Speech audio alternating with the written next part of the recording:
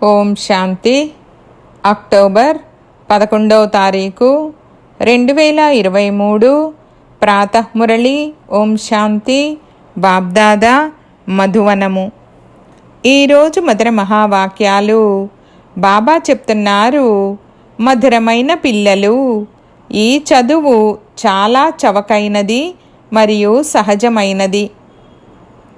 పదవి యొక్క ఆధారము పేదరికము లేక సంపన్నతపై కాదు, చదువుపై ఉంటుంది. అందుకే చదువుపై పూర్తి అటెన్షన్ పెట్టండి. ప్రశ్న: జ్ఞాని ఆత్మల మొదటి లక్షణము ఏమిటి? జవాబు: వారు అందరితోనూ అతి మధురముగా వ్యవహరిస్తారు. కొందరితో స్నేహము, కొందరితో శత్రుత్వం పెట్టుకోవడము ఇది జ్ఞాని ఆత్మల లక్షణము కాదు. తండ్రి శ్రీమతమేమిటంటే, పిల్లలు అతి మధురంగా అవ్వండి, ప్రాక్టీస్ చేయండి. ఆత్మనైన నేను ఈ శరీరాన్ని నడిపిస్తున్నాను. ఇప్పుడు నేను ఇంటికి వెళ్ళాలి. పాట: నీవు ప్రేమ సాగరుడవు. ఓం శాంతి. పిల్లలు ఎవరి మహిమను విన్నారు? నిరాకారుడైన అనంతమైన తండ్రిది. వారు జ్ఞానసాగరుడు, ఉన్నతోన్నతమైన వారు. వారినే ఉన్నతోన్నతమైన తండ్రి అని అంటారు. పరమ శిక్షకుడు అనగా జ్ఞానసాగరుడని కూడా అంటారు. ఈ మహిమ మన తండ్రిదేనని ఇప్పుడు మీరు అర్థం చేసుకున్నారు. వారి ద్వారా పిల్లలైన మన అవస్థ కూడా అదే విధంగా తయారవ్వనున్నది.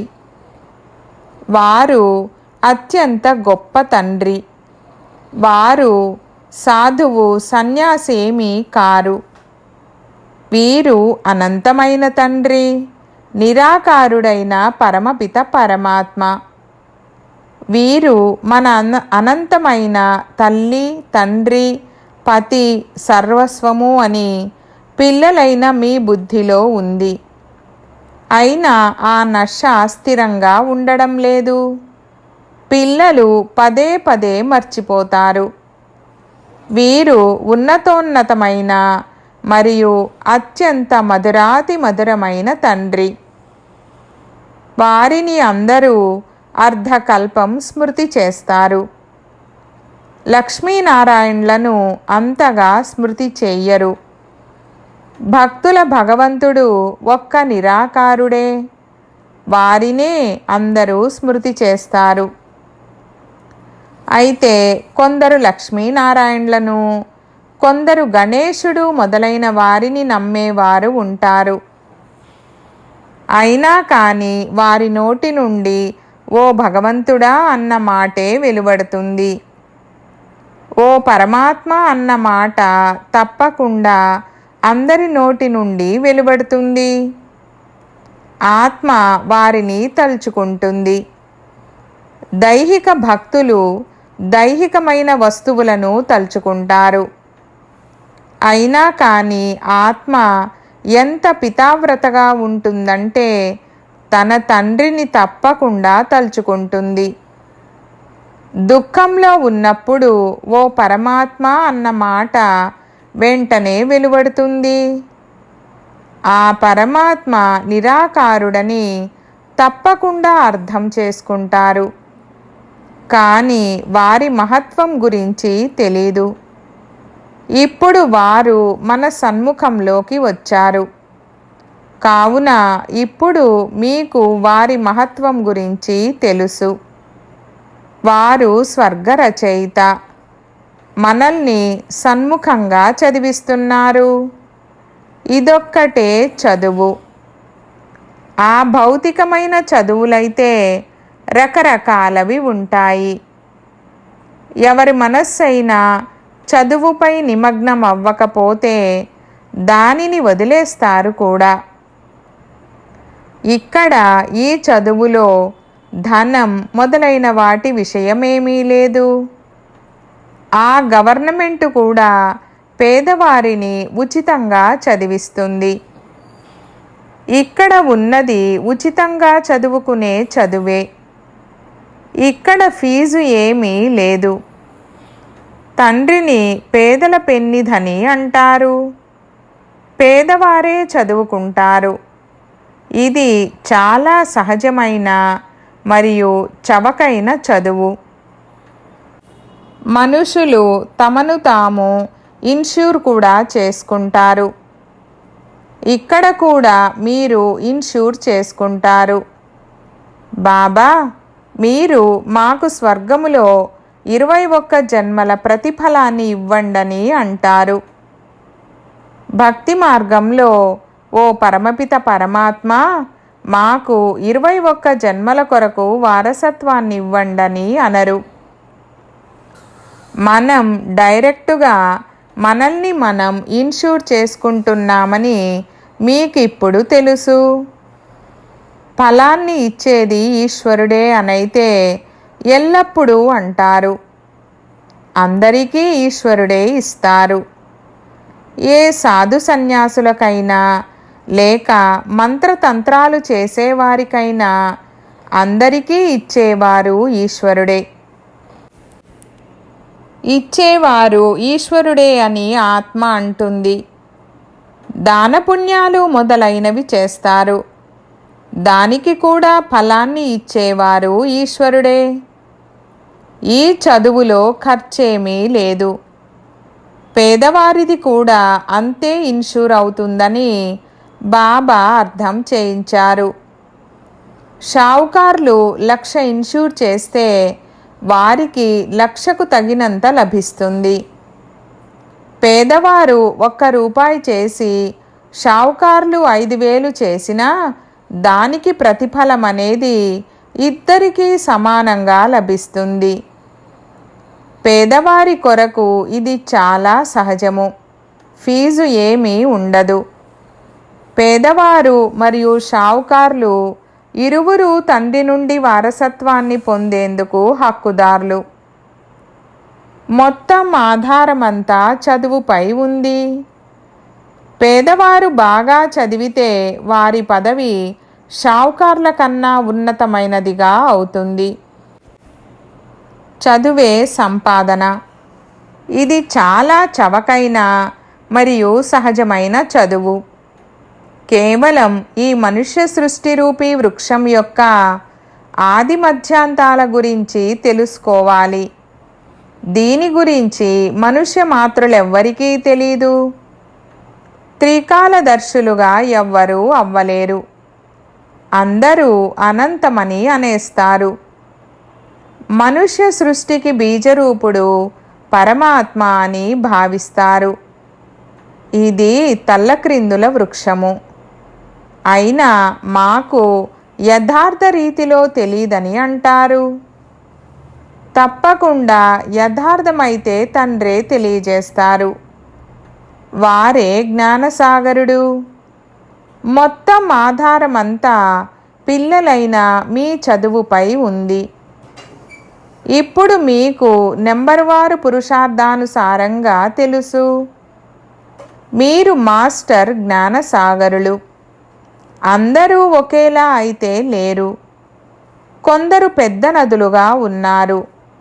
కొందరు చిన్న నదులుగా ఉన్నారు. అందరూ తమ తమ పురుషార్థం అనుసారంగా చదువుతారు. వీరు అనంతమైన తండ్రి అని పిల్లలైన మీకు తెలుసు. వారికి చెందిన వారిగా అయ్యి వారి శ్రీమతముపై నడవాలి. కొందరి గురించి వీరు పాపం పరవశులుగా ఉన్నారని అంటారు. మాయకు వశమై తప్పుడు మతాన్ని నడిపిస్తారు. శ్రీమద్ భగవానువాచ ఉంది కదా, దాని ద్వారా శ్రేష్టాతి శ్రేష్టమైన దేవీ దేవతలుగా అవ్వాలి. ఎప్పుడైతే మొదట నిశ్చయం ఏర్పడుతుందో అప్పుడు శివబాబాను కలవాలి. ఫలానా వారికి యథార్థమైన నిశ్చయము లేదని బాబాకు అర్థమైపోతుంది. ఆత్మలకు తండ్రి ఒక్కరే. ఇదైతే అర్థం చేసుకుంటారు. కానీ వారు వీరిలోకి వచ్చి వారసత్వాన్ని ఇస్తున్నారన్న ఈ నిశ్చయం కూర్చోవడం చాలా కష్టము.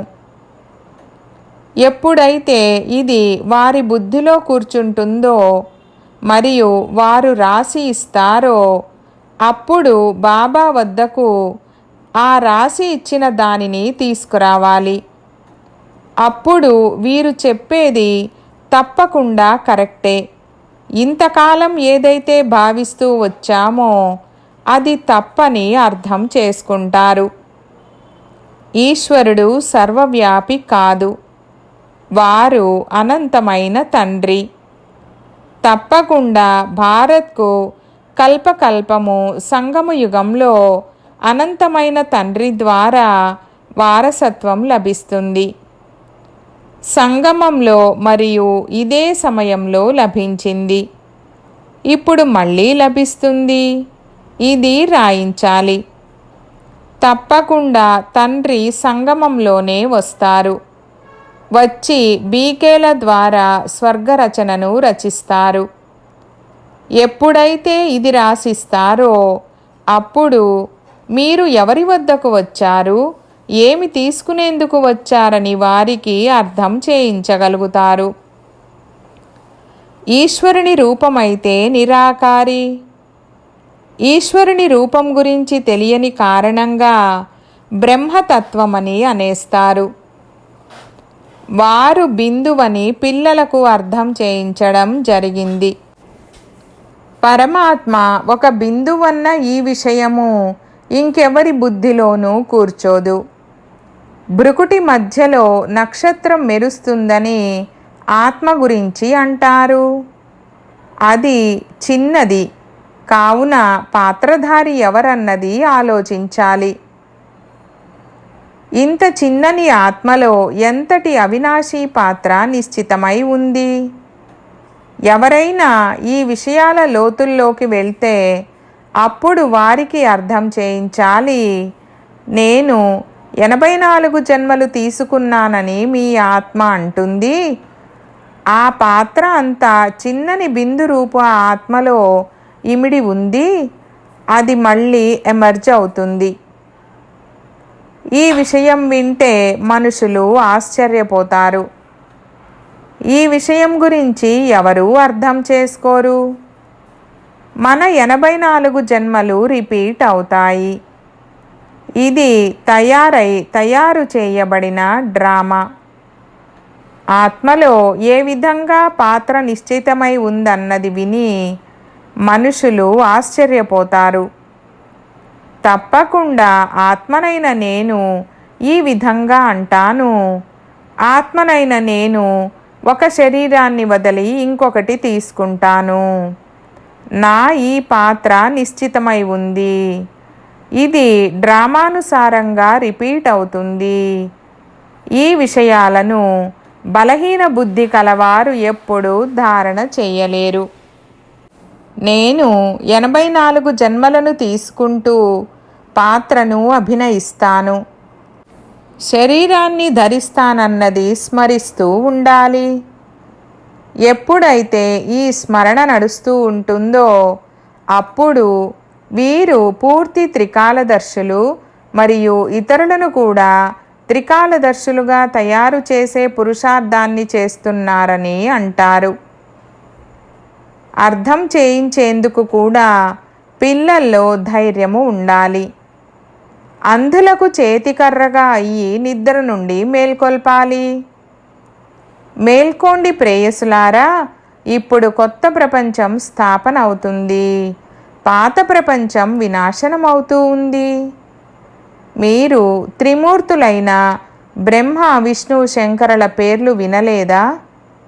బ్రహ్మ ద్వారా స్థాపన జరుగుతుంది. వీరంతా బ్రహ్మకుమారులు, కుమారీలు కదా. బ్రహ్మ ఒక్కరే ఒంటరిగా చేయరు కదా.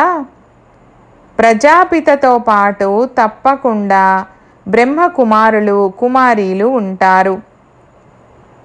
వీరి తండ్రి కూడా తప్పకుండా ఉంటారు.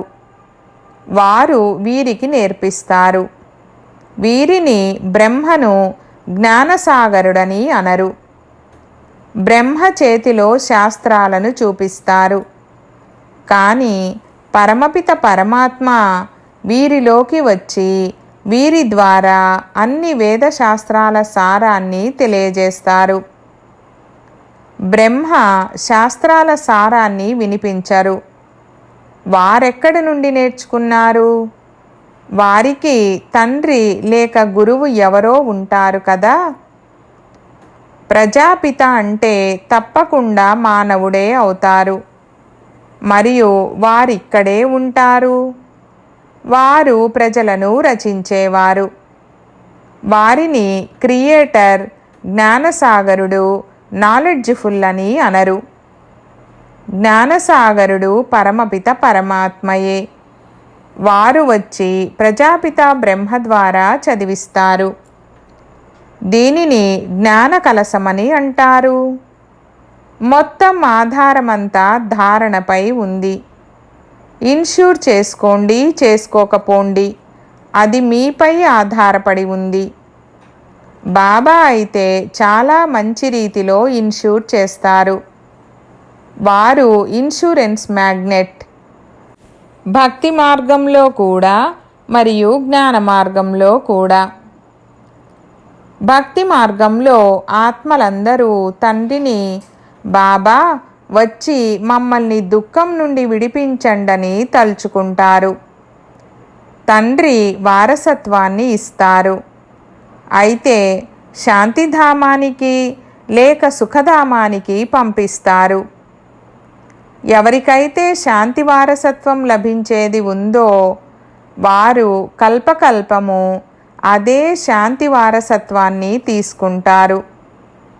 మీరిప్పుడు సుఖవారసత్వాన్ని తీసుకునేందుకు పురుషార్థం చేస్తున్నారు. ఇందులో చదవాలి మరియు చదివించాలి. ఏ విధంగా తండ్రి మధురాతి మధురమైన వారో అలాగే వారి రచన కూడా మధురాతి మధురమైనది. స్వర్గము ఎంత మధురమైనది! స్వర్గము పేరును అందరూ తీసుకుంటారు. ఎవరైనా మరణిస్తే స్వర్గస్థులయ్యారని అంటారు. అంటే తప్పకుండా నరకంలో ఉండేవారు ఇప్పుడు స్వర్గంలోకి వెళ్ళారు. అలా వెళ్ళరు, కానీ అలా అంటారు. తప్పకుండా వారు నరకంలో ఉండేవారు కదా అని మీరు రాయించాలి. ఇది నరకము. మరి వారిని ఇక్కడికి పిలిచి వారికి తినిపించే ప్రయత్నం ఎందుకు చేస్తారు? పితృలను పిలుస్తారు కదా. ఆత్మలను పిలవడం అంటే పితృలను పిలవడము. మీరేమో ఆ పితృలందరి యొక్క తండ్రిని పిలుస్తారు. ఆత్మలందరి యొక్క తండ్రి కూర్చొని మిమ్మల్ని చదివిస్తారు. మీరు ఎంత గుప్తమైన సైన్యము! శివశక్తులు. శివుడైతే నిరాకారుడు కదా. శక్తులైన మీరు వారి పిల్లలు. శక్తి ఆత్మలోకి వస్తుంది. మనుషులు దైహిక శక్తిని చూపిస్తారు. మీరు ఆత్మిక శక్తిని చూపిస్తారు. మీది యోగ బలము. యోగము జోడించడంతో మీ ఆత్మ పవిత్రంగా అవుతుంది. ఆత్మలోకి పదును వస్తుంది. మీ అందరిలో కల్లా మమ్మ యొక్క జ్ఞాన ఖడ్గము చాలా పదునైనది. ఇదేమి స్థూలమైన ఖడ్గానికి సంబంధించిన విషయము కాదు.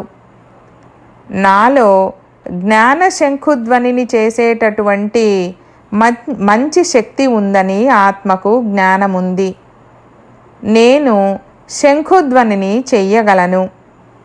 నేను శంఖుధ్వనిని చెయ్యలేనని కొందరు అంటారు. తండ్రి అంటారు, జ్ఞానమనే శంఖధ్వనిని చేసేవారు నాకు అతి ప్రియమైన వారు. నా పరిచయాన్ని కూడా జ్ఞానం ద్వారానే ఇస్తారు కదా. అనంతమైన తండ్రిని స్మృతి చేయండి. ఇది కూడా జ్ఞానాన్ని ఇచ్చినట్లే కదా. తండ్రిని స్మృతి చేయాలి. ఇందులో నోటితో మాట్లాడాల్సినదేమీ లేదు. తండ్రి మనకు జ్ఞానాన్ని ఇస్తున్నారని లోపల భావించాలి. తండ్రి అంటారు, మీరు తిరిగి వెళ్ళాలి. నన్ను స్మృతి చేసినట్లయితే మీ వికర్మలు వినాశనం అవుతాయి. భగవానువాచ మన్మనాభవ. కావున తప్పకుండా వారు నిరాకారుడే అవుతారు కదా. సాకారంలో ఉన్నవారు నన్ను స్మృతి చేయండని ఎలా అంటారు? నిరాకారుడే అంటారు, ఓ ఆత్మల్లారా, నన్ను స్మృతి చేయండి. నేను మీ తండ్రిని. నన్ను స్మృతి చేసినట్లయితే అంతమతిని బట్టి గతి ఏర్పడుతుంది. ఆత్మలైన మీరు ఈ శరీరము ద్వారా జీవాత్మల్లారా మీ తండ్రిని స్మృతి చేయండని అంటారు. తండ్రి కూడా ఆత్మలతో మన్మనాభవ అని చెప్తారు. ఆత్మలైన మీరు నా వద్దకే రావాలి. దేహీ అభిమానులుగా అవ్వాలి. మంచి రీతిలో ప్రాక్టీస్ చేయాలి. ఆత్మనైన నేను ఈ శరీరాన్ని నడిపించేవాడిని. ఇప్పుడు నేను తిరిగి తండ్రి వద్దకు వెళ్ళాలి. తండ్రి అంటారు, నడుస్తూ, తిరుగుతూ, లేస్తూ, కూర్చుంటూ నన్ను స్మృతి చేయండి. ఎవరైతే అశాంతిని వ్యాపింపజేస్తారో వారు తమ పదవిని భ్రష్టం చేసుకుంటారు. ఇందులో చాలా చాలా మధురంగా అవ్వాలి. పాట కూడా ఉంది కదా, ఎంత మధురమైన వారు, ఎంత ప్రియమైన వారు శివభోళా భగవానుడు. వారి పిల్లలైన మీరు కూడా భోళా. తండ్రిని స్మృతి చేసినట్లయితే స్వర్గానికి యజమానులుగా అవుతారని మీరు ఫస్ట్ క్లాస్ మార్గాన్ని తెలియజేస్తారు. ఇంకెవ్వరూ ఇటువంటి వ్యాపారం చేయలేరు. కావున తండ్రిని ఎంతగానో స్మృతి చేయాలి. ఎవరి నుండైతే ఇంతటి సుఖం లభిస్తుందో వారినే పతిత పావన రండి అని తలుచుకుంటారు. ఆత్మలు పతితంగా అయ్యాయి. వాటితో పాటు శరీరాలు కూడా పతితంగా అయ్యాయి. ఆత్మలు మరియు శరీరాలు రెండూ పతితంగా అయ్యాయి. వారైతే ఆత్మ నిర్లేపి పతితంగా అవ్వదని అంటారు. కానీ అలా కాదు. ఒక్క పరమపిత పరమాత్మలో మాత్రమే ఎప్పటికీ మాలిన్యం చేరదు. మిగిలిన వారందరిలోనైతే మాలిన్యం చేరుతుంది. ప్రతి ఒక్కరూ సతో రజో తమోలలోకి రావలసిందే. ఈ పాయింట్లన్నింటినీ ధారణ చేసి చాలా మధురంగా అవ్వాలి. కొందరితో శత్రుత్వము, కొందరితో స్నేహం అన్నట్లు ఉండకూడదు. దేహాభిమానంలోకి వచ్చి ఇక్కడే కూర్చొని ఎవరితోనైనా సేవను తీసుకోవడం అంటే అది పూర్తిగా రాంగ్ అవుతుంది. అచ్చా, మీఠే మీఠే సికీలతే బచ్చోं ప్రతి मात पिता बाप दादा का याद प्यार और गुड मॉर्निंग. रूहानी बाप की रूहानी बच्चों को नमस्ते. हम रूहानी बच्चों की रूहानी बाप दादा को याद प्यार गुड मॉर्निंग और నమస్తే నమస్తే బాబా నమస్తే. ధారణ కొరకు ముఖ్య సారము. 1వ పాయింట్, జ్ఞానాన్ని స్మరిస్తూ త్రికాలదర్శులుగా అవ్వాలి మరియు తయారు చేయాలి. అంధులకు చేతికర్రగా అయ్యి వారిని అజ్ఞానమనే నిద్ర నుండి మేల్కొల్పాలి. 2వ పాయింట్, 21 జన్మల కొరకు మీ సర్వస్వాన్ని ఇన్ష్యూర్ చేసుకోవాలి. దాంతోపాటు జ్ఞానమనే శంఖధ్వనిని కూడా చెయ్యాలి. వరదానము: తమ బాధ్యతల భారమునంతటినీ తండ్రికి ఇచ్చి సదా నిశ్చింతగా ఉండే సఫలతా సంపన్న సేవాధారి భవ.